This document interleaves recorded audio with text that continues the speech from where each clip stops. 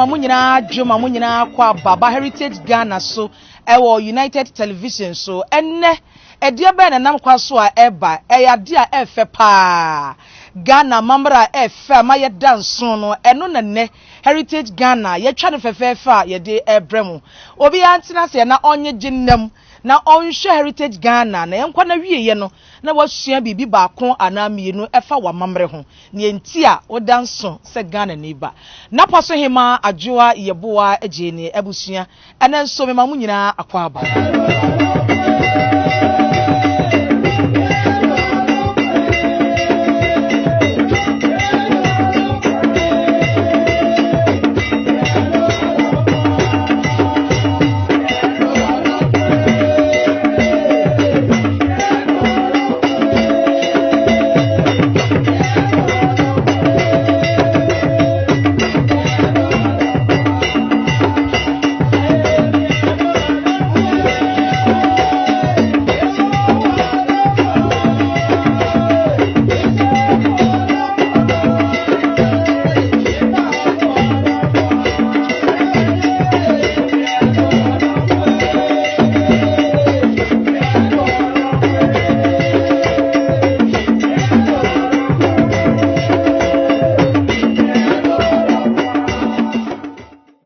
Nano na me kyerɛkyerɛ akan abusua no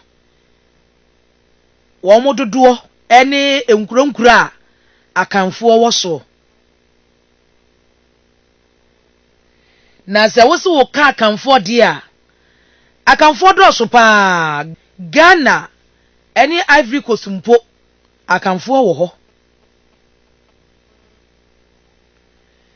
na wo ba akanfo ni mu a wodoso ye binom ene Asante hene ena hwibomu na ebi nso ete wo mofa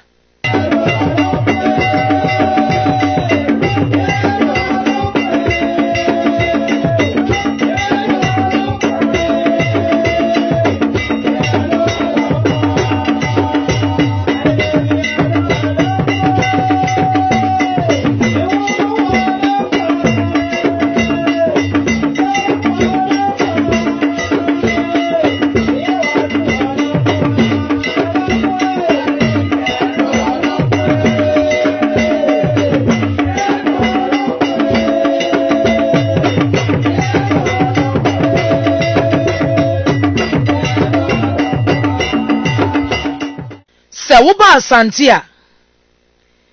enkura wone Asante hene ahwibomu ebi yamanse adanse kwaman a eno ni kumase afei bi yesekire kwabre atwema ahafo manso ofenso Asante Akyem ene afoforo aka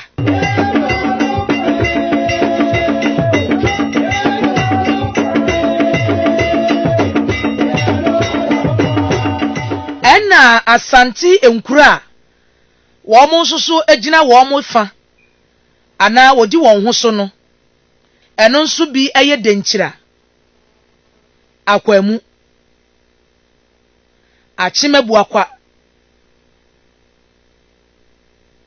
Akyem kotoku Akyem bosome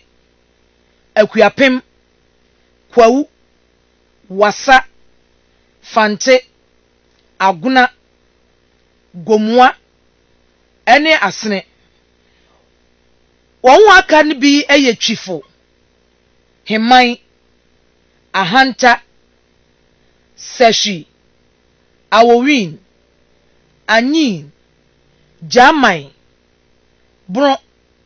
ene enkaye enti tieni yi o sa nkura me bubo yei ebi eya Asante nkura wɔne Asante hene etu anamo bom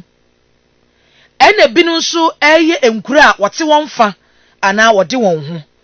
nanso wɔn nyinaa fruma eye baako omu nyinaa eye akanfo